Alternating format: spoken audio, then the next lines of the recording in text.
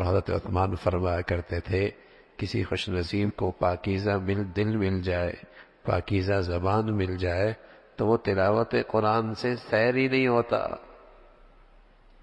وہ تلاوت قرآن سے سیر بھی نہیں ہوتا۔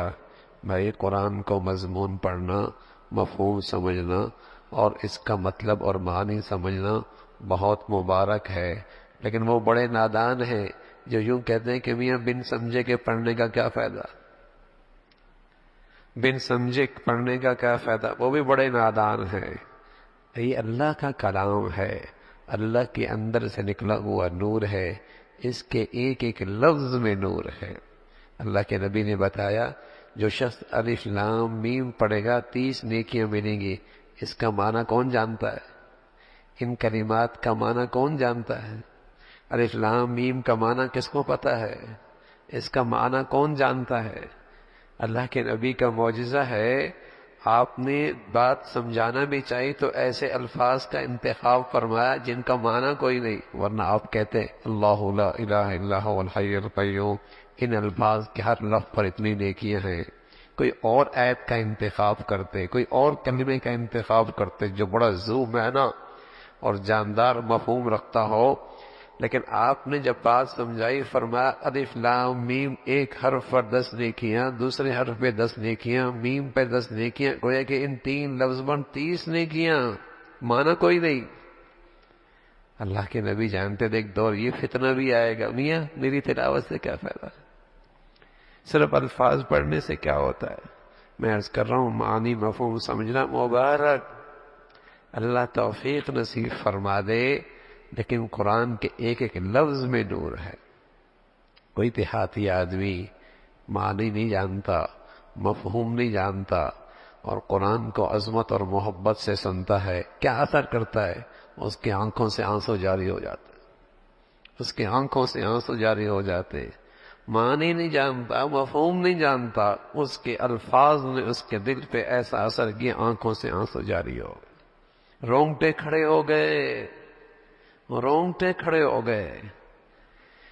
تو ان الفاظ کی بھی اپنی ایک تاثیر ہے۔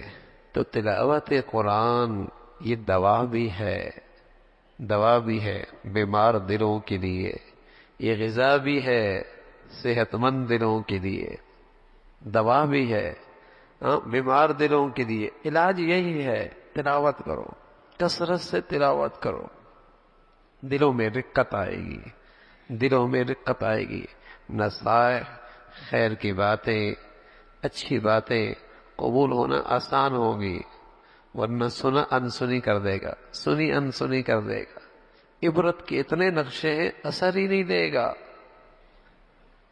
تو دوا بھی ہے غذا بھی ہے۔ پھر قرآن کی تلاوت جتنی عظمت کے ساتھ، جتنے ادب کے ساتھ، جتنے احترام کے ساتھ اور جتنے تسلسل سے کے ساتھ ہوگی اس کا اثر ہوگا۔ ایک ایک قطرہ اگر چٹان پہ گرے لیکن مسلسل گرے اثر پڑ جاتا ہے، اثر پڑتا ہے۔ اور پورا ٹینک آپ اس چٹان پہ پھینک دے پانی کا، اثر کوئی نہیں ہوگا۔ تسلسل سے ایک ایک قطرہ پڑا، اثر پڑ گیا۔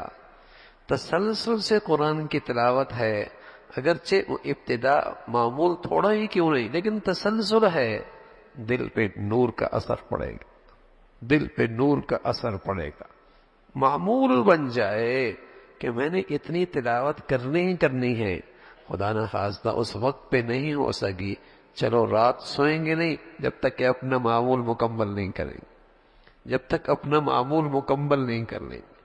تسلسل کے ساتھ جب عمل ہوتا ہے ادب اور عظمت کے ساتھ، پھر اس کے انوارات ملتے ہیں، پھر اس کے انوارات ملتے ہیں، پھر اس کی تاثیر ہوتی ہے۔ تو رسول اللہ صلی اللہ علیہ وسلم سے طبیب اعظم مربی اعظم کیا کہہ رہے؟ دلوں کی سختی کا علاج ہے کثرت تلاوت قرآن، کثرت سے قرآن کی تلاوت کرو۔ نظام الدین اولیاء رحمۃ اللہ علیہ فرمایا کرتے تھے اذکار میں سب سے بڑا ذکر تلاوت قرآن ہے، جتنا اس سے اللہ کا قرب نصیب ہوتا ہے کسی ذکر سے نہیں ہوتا۔ اللہ کے اندر سے نکلا ہوا ہے، اللہ کے اندر سے نکلا ہوا۔ کثرت سے قرآن کی تلاوت، مرد بھی، عورتیں بھی، ہاں، بوڑھے بھی، جوان بھی، معمول بن جائے، معمول بن جائے۔ ہندوستان میں آریہ سماج کا فتنہ ہوا، ہزاروں گھرانے مسلمانوں کے ہندو بن گئے۔ آریہ سماج کا بڑا مشہور فتنہ گزرا ہے تاریخ میں، مفسرین نے لکھا، علماء نے تاریخ میں بتایا کہ وہ گھر محفوظ رہے جن گھروں میں تلاوت قرآن ہوتی تھی، وہ دل محفوظ رہے اس فتنے کو قبول کرنے سے جن دلوں میں قرآن کی تلاوت کا نور تھا، وہ گھر محفوظ رہے جن گھروں میں قرآن کی تلاوت تھی۔ کیسے کیسے فتنے ہیں، بے حیائی کے، فحاشی کے، عریانی کے، نہ جانے کیسے کیسے فتنے ہیں۔ میرے گھر محفوظ ہو جائیں، میرے بچے بچیوں کی زندگیاں محفوظ ہو جائیں، تلاوت کے قرآن کو رواج دو تاکہ ان فتنوں سے بیزاری رہے، ان فتنوں سے انکار رہے، ان فتنوں سے وحشت ہونے لگے۔ لیکن اگر یہ نہیں ہے اور دل کی زمین گناہوں کی گندگیوں کے لیے سازگار ہو گئی اور دل کی دنیا فتنے قبول کرنے کے لیے سازگار ہو گئی، پھر روتے پھریں گے، پھر روتے پھر۔ صرف حافظ ہونا بھی کافی نہیں، عجیب عجیب کہانیاں آتی ہیں، ایسے ایسے فتنے اللہ حفاظت فرمائے۔ حافظ کیا تلاوت چھوڑ دی، حفظ کیا تلاوت چھوڑ دی، قرآن پڑھا چھوڑ دیا، اور ایسے فتنے میں پڑ گئے عبرتناک، عبرتناک۔ کیوں؟ اس دولت کی قدر نہیں کی، اس دولت کی قدر نہیں کی، اس دولت کی قدر نہیں کی، تلاوت چھوڑ دی، تلاوت چھوڑ دی۔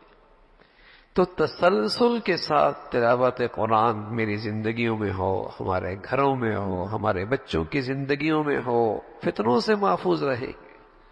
یہ دل فتنوں سے انکار کریں گے، بیزار ہوں گے، قبول نہیں کریں گے، اور اگر نہ ہوا تو دل سخت ہے۔